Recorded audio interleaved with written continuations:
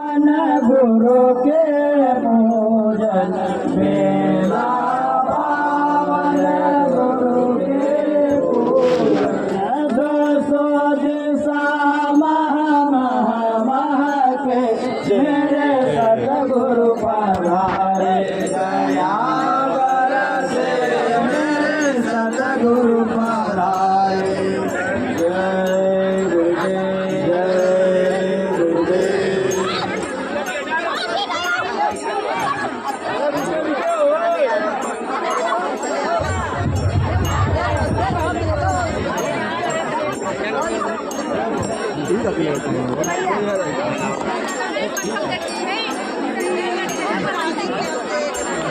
दर्शन करने में पड़ना है तो डिस्टर्ब करना पड़ता है ना, इसका जरूरत है।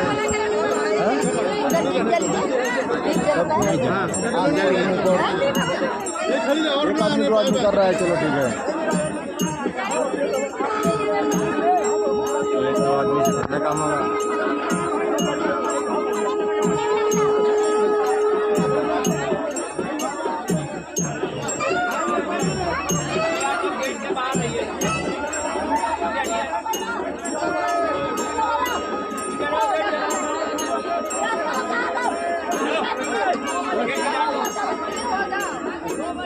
आवाज मत करो।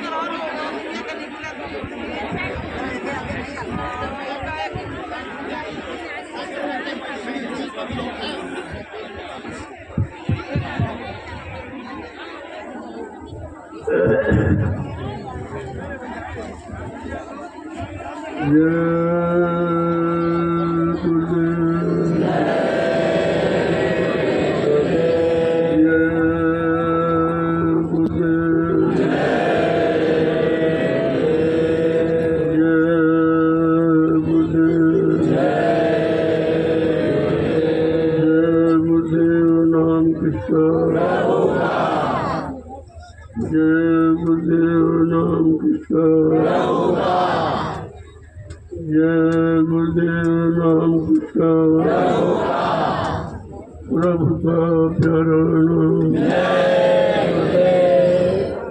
सभी सत्संगी आज का दिन बड़ा सौभाग्य।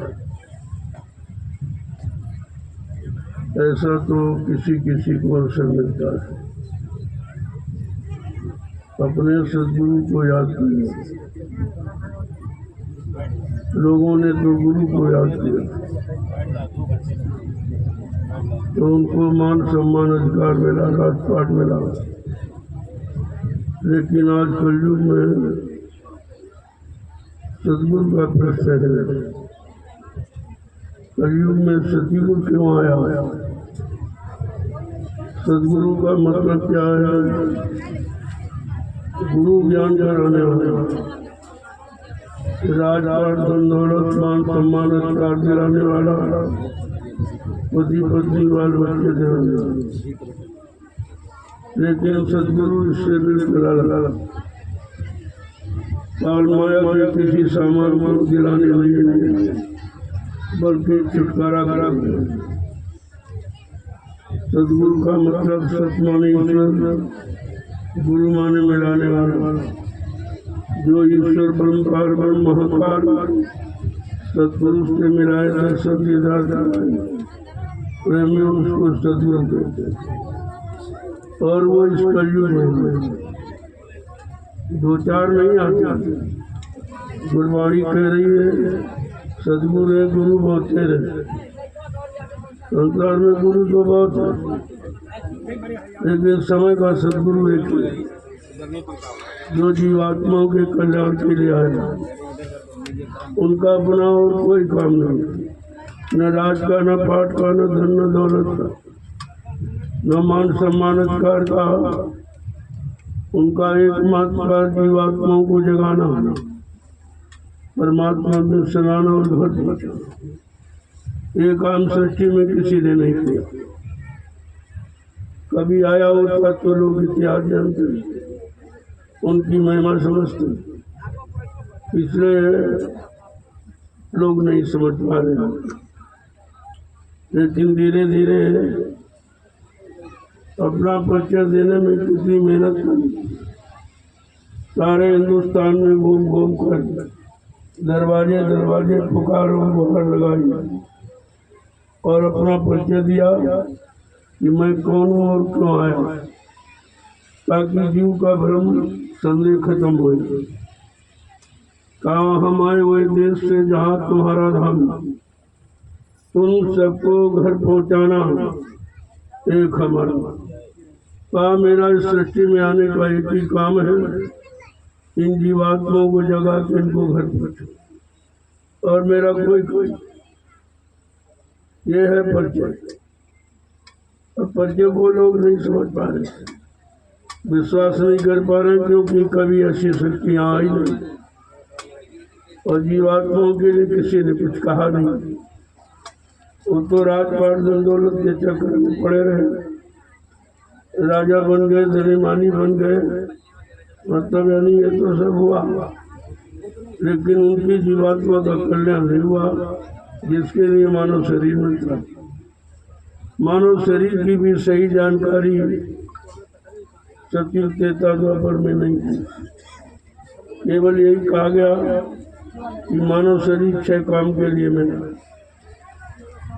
आहार, निद्रा, भय, मैथुन, खाना पीना, सोना, कमाना, मलमूत्र त्याग करना और औलाद बच्चे पैदा करना। इसके अलावा मानव शरीर के बारे में कुछ नहीं। ये तो संतों की महिमा है जो समय से आकर उन्होंने ये राज खोला कि मानव शरीर परमात्मा की प्राप्ति के लिए मिला, ये और संसार के कामों के लिए नहीं। ये धीरे धीरे जब संत मत का प्रचार हुआ, लोगों को संतों की महिमा का पता चला और संतों का आगमन भारत भूमि पर किस काम के लिए हुआ ये जानकारी मिली, तब कुछ मतलब जागने लगे, कुछ चेतने लगे, समझने लगे और धीरे धीरे शरण में आने लगे। और जो उन्होंने नाम को जगाया, जब वो जगाया नाम काम करेगा। पिछले किताबों में जो लिखा है, तुम रात दिन पढ़ते रहो, डरते रहो, चिल्लाते रहो, बोलते रहो, उससे तुम्हारा कोई काम नहीं होगा, क्यों वो काम करने वाले चले गए। आए थे, अपने समय पर जीवों को चिताया, जगाया। जिन लोगों ने विश्वास किया और उनकी शरण में हो गए तो उनका काम हो गया। अब ये जो शक्ति जिस मंडल मुकाम से आती है वही काम करती, वो पूरे मंडल मुकाम तक पहुँचा सकती। यही काम रामकृष्ण ने किया, यही ब्रह्मा विष्णु महादेव ने और यही देवी देवताओं ने। और बीच के मंडलों में है, तो जिसने इनकी पूजा की, इनको माना, इन पर अपने आप को आत्मसमर्पित कर दिया, तो इन्होंने उस लोक तक पहुँचा दिया। लेकिन ये नहीं जानकारी हुई कि आत्मा तो सत्यलोक की रहने वाली, जब तक सत्यलोक सचखंड से कोई नहीं आएगा इधर बताने लेने के लिए, तो जीवात्मा बेचारी कैसे जाएगा? उसे तो कोई ज्ञान ही नहीं है, कोई जानकारी आना ही नहीं। इसलिए जब संत महापुरुष आए तो इशारा करके कहा गया कि गिरी बदरिया पापी बरस रहे अंगार और संत नाते जगत में तो जरमरता संसार। अगर संतों का आगमन इस भारत भूमि पर समय से न हुआ होता तो इन जीवात्माओं को कभी अपने घर जाने का मौका ही नहीं मिला। ये कितना बड़ा काम, कितने युगों का भोला बिछा उस काम को करने के लिए आए। ऐसे समृद्ध मालिक को किसी ने पहचाना नहीं। आज ये पुण्य पावन तिथि उसी महापुरुष की। ये तो अन्य युगों में गुरु शब्द आया, उसी को रखा गया है, लेकिन आज हम सब कलयुग के जीवों के लिए सदगुरु आया। ये सदगुरु रामकृष्ण को भी नहीं मिली, ये ब्रह्मा विष्णु महादेव को भी नहीं मिली, ये किसी को नहीं मिली, क्योंकि आए ही नहीं थे। और जब आए तब तक ही चले गए, हम सब काम करके। इसलिए इनको जो काम दिया गया वही काम इन्होंने किया। केवल समाज का सुधार, वो भी श्रृंगार नीति से समझा बुझा के ठीक नहीं कर पाए, मारकाट हिंसा करके। ये काल शक्तियों का काम है कि पहले तो समझाएंगे, साम दाम भेद और दंड, नहीं मानोगे हम तुम्हें दंड दे देंगे। यही किया। जब लोगों ने उनकी बात नहीं मानी, नहीं समझी, तो उन्होंने दंड विधान लागू किया और करोड़ों को मार डाला। ये कितना हिंसात्मक कार्य। ये तो तुम्हारे यहाँ अगर एक व्यक्ति किसी की हिंसा कर दे तो लोग उस हत्यारे का मुंह नहीं देखना चाहते। किसने मनुष्य की हत्या की है, और तुम्हारे भगवान ने तो करोड़ों की हत्या की और उसकी पूजा हो रही। यही आप तक नहीं समझ पाए कि असली भगवान कौन, जो हमारी रक्षा करे, हमारी हिफाजत करे, हमारे पाप कर्मों में माफी दिलाए, हमारी जीवात्मा को जगाकर परमात्मा से मिलाए। हमको वो चाहिए। ये मारकाट हिंसा वाला धीरे धीरे धीरे धीरे जब संतों ने सच्चाई को कहना शुरू किया, अब तो सारे देश में लोग समझने लगे।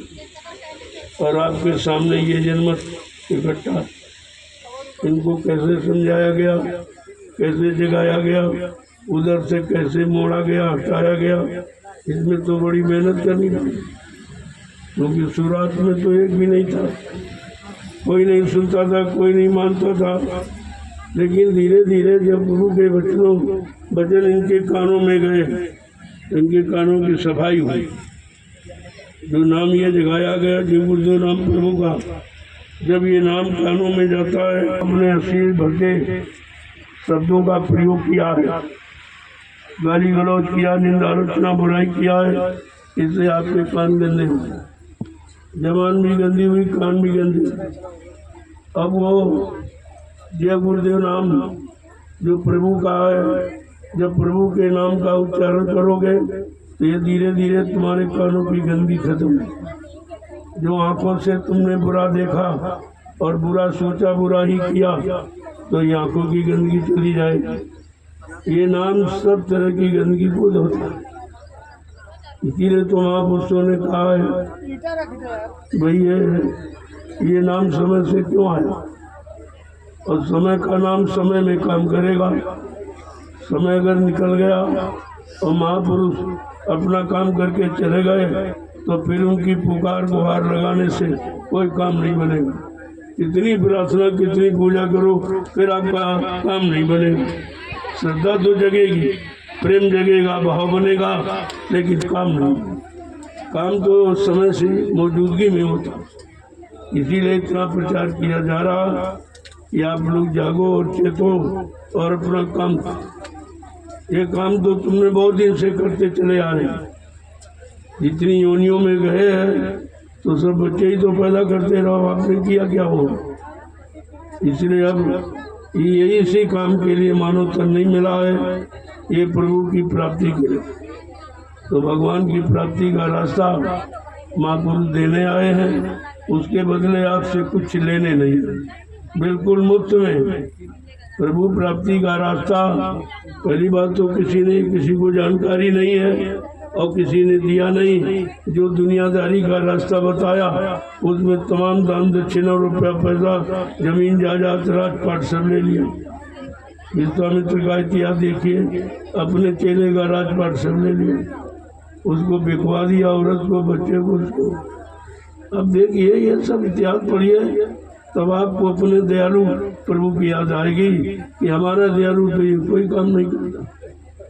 न औरत को बिकवाता, न बच्चे को, न अपने आप को, न राजपाट लेता, न धन दौलत लेता, न मान सम्मान अधिकार का भूखा। ऐसा सम्राट मलिक भूमंडल पर कभी नहीं है।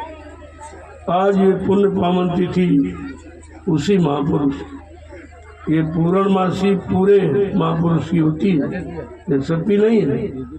लेकिन सबको एक रास्ता होता है कि पूर्ण गुरु की तलाश कर, जो पूरा, जो इधर भी जानता, उधर इधर सुधारना जानता है और उधर जीवात्मा को घर पहुंचाना जानता है, उसको पूरा गुरु कर। ऐसे समृद्ध सदगुरु की आवश्यकता।